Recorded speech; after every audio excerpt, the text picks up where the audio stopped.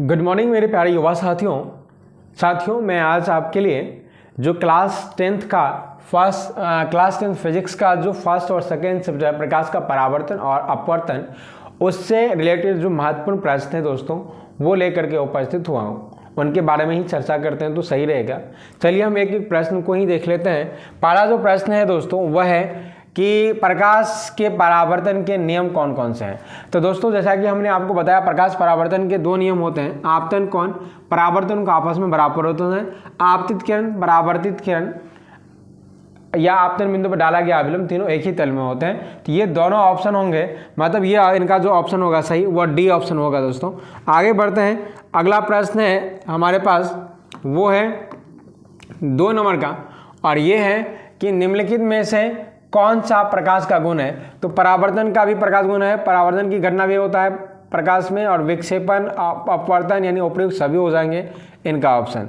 3 number के अगर हम प्रश्न को देखें तो 3 नंबर में दोस्तों प्रश्न है वस्तुओं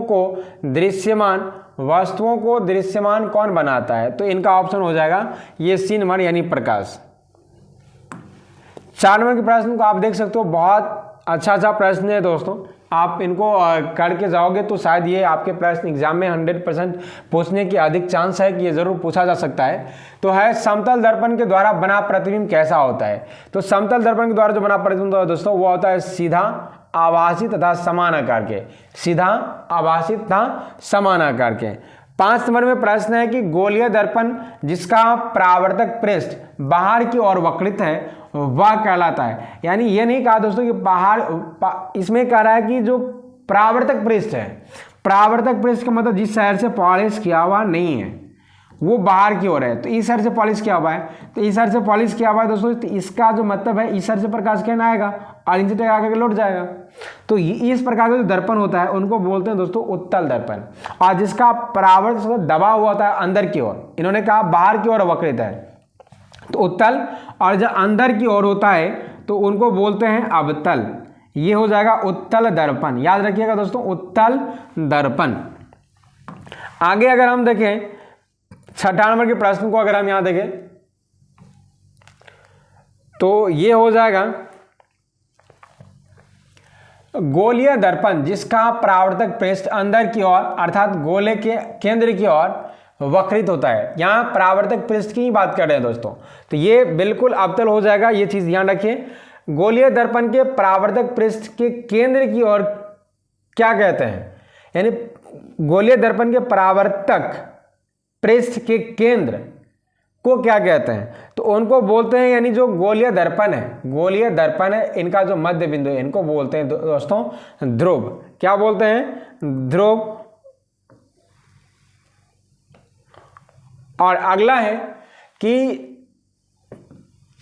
चम्मच का अंदर की ओर वक्रित पृष्ठ कैसा है।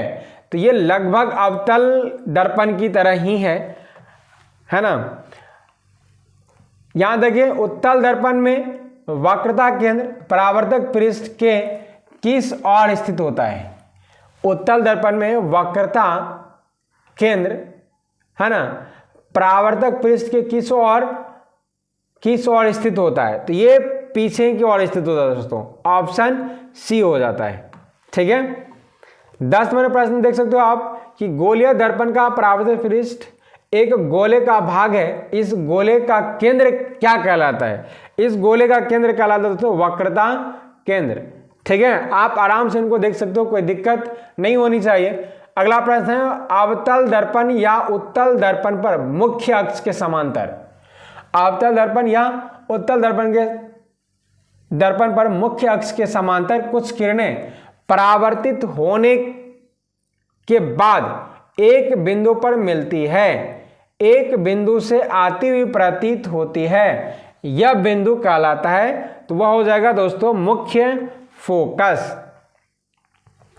आगे देखिए गोलीय दर्पण के ध्रुव तथा वक्रता त्रिज्या से गुजरने वाली एक सीधी रेखा को क्या कहते हैं। गोलीय दर्पण के ध्रुव तथा वक्रता त्रिज्या से गुजरने वाली एक सीधी रेखा को कहते हैं दोस्तों मुख्य अक्ष। एक अवतल दर्पण की फोकस दूरी कैसी होती है? एक अवतल दर्पण की फोकस दूरी दोस्तों हमेशा ऋणात्मक होता है, ये चीज आप हमेशा याद रखिए, हमेशा सदैव ऋणात्मक होता है, ये वाला ऑप्शन हो जाएगा। 14 नंबर में प्रश्न है कि वक्रता त्रिज्या r तथा फोकस दूरी कैसी होती है। तो हम जानते हैं दोस्तों f बराबर r/2 होता है, या हम इनको लिख सकते हैं दोस्तों r बराबर क्या हो जाएगा 2f। तो इनका जो ऑप्शन हो जाएगा दोस्तों वो हो जाएगा b, r बराबर 2f। 15 नंबर प्रश्न है कि एक बिंदु को अवतल दर्पण के ध्रुव तथा फोकस के बीच से रखा गया है, प्रतिबिंब कहां बनेगा। दर्पण कैसा दोस्तों, दर्पण है अवतल और इन्होंने रखा क्या है ध्रुव और एफ के बीच, यहां कहीं इस वस्तु पे रखा गया है। तो जो प्रतिबिंब बनेगा ना वो दर्पण के पीछे बनेगा। एकमात्र कंडीशन यहां होता है जब दर्पण के पीछे सीधा बनता है ना, आभासी बनता है, ये बात याद रखिएगा। आगे हम देखें अवतल दर्पण निम्नलिखित में से किस स्थिति में आभासी तथा सीधा प्रतिबिंब बनाता है।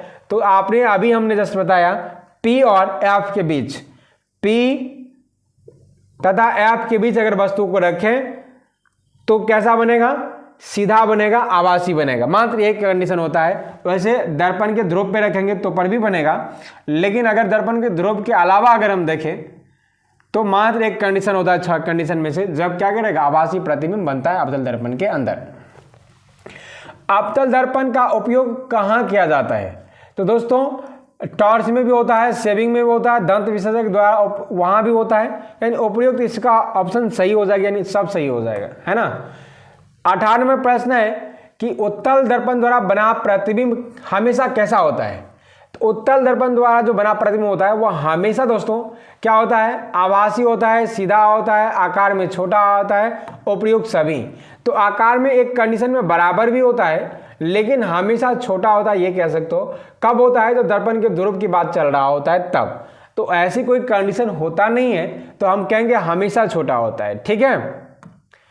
मुख्य अक्ष के लंबवत तथा ऊपर की ओर मापी जाने वाली जो दूरियां होती है, मुख्य अक्ष के लंबवत ऊपर की ओर मापी गई जो दूरियां होती है को किसी भी चीज का वो होता है धनात्मक। वो क्या होता है, धनात्मक। आगे देखिए अगर 20 नंबर के प्रश्न को, तो निम्नलिखित में से किस कारण से पानी में टेढ़ी रखी कोई पेंसिल टूटी हुई प्रतीत होती है। तो इनका मात्र एक ऑप्शन है अपवर्तन के कारण। आप लोगों ने भी कभी देखा होगा इस तरह की कोई घटना, या आपने अगर मेला वगैरह में देखे होंगे, एक जुआ वगैरह वाला आता है तो वहाँ देखा होंगे कि आप एक बाल्टीन में क्या होता है, यहाँ देखेंगे नीचे सिक्का रहता है और यहाँ से कहता है कुछ हो फेंकने के लिए, या कुछ नीचे रहता है जो अगर इसमें आ जाता है तो इसमें जितने भी रुपया रहता है वो उनका हो जाएगा। तो आप देखे होंगे कि ये जो दिखता है वास्तविकता में तो वो अपने वास्तविक स्थान से ऊपर उठा हुआ प्रतीत होता है। तो ये जो घटना होता है ये अपवर्तन की घटना के कारण ही हमें प्रतीत होता है ऐसा, ठीक है। तो दोस्तों ये 12 गो क्या कहते हैं 20 गो ऑब्जेक्टिव प्रश्न था जो कि काफ़ी इंपॉर्टेंट था, भेविया था बोर्ड के एग्जाम दृष्टि से। अगर आप इसे कर लेते हो तो इस चैप्टर से एक भी प्रश्न आपको नहीं के बराबर छूटेगा, क्योंकि इसी से प्रश्न रहेगा, इससे ज़्यादा कोई प्रश्न पूछा भी नहीं जाता। हमने इन सारे प्रश्नों को बहुत रिसर्च के बाद बहुत सारे चीज़ों को देखते हुए इन सारे प्रश्नों को हमने लिया था, ठीक है।